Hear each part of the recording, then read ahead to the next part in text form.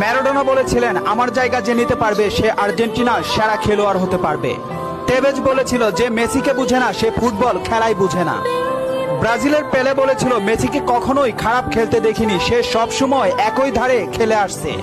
Pep Guardiola বলেছিলেন, মেসিকে নিয়ে কিছু লিখবেন না, না লিখে ওকে শুধু দেখে যান, কেননা কোনো কোচ বা সিস্টেম তাকে আটকাতে পারে না।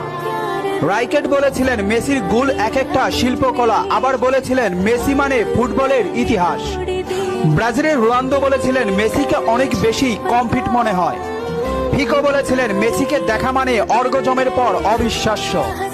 জাভি বলেছিলেন, মেসি অন্যদের থেকে কতটা এগিয়ে এটা যারা বুঝে না তারা অন্ধ। ইনিয়েস্তা বলেছিলেন, মেসি যা পারে অন্যরা তা পারে না, বার্সেলোনা আর কখনোই আরেকটা মেসি পাবে না। ব্রাজিলের রোনালদিনহো বলেছিলেন, আমি একবার বিশ্ব সেরা হয়েছিলাম, কিন্তু তখনও বার্সার সেরা প্লেয়ার হতে পারিনি, কারণ তখন বার্সাতে ছিল মেসি। অরিফ বলেছিলেন, মেসিকে দেখলে সব সময় সতর্ক থাকতে হয়।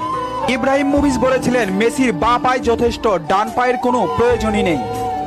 খুলিদ বলেছিলেন, মেসিকে দেখতে পাচ্ছি বলে আমরা ভাগ্যবান, কারণ মেসি ফুটবলের সৌন্দর্য।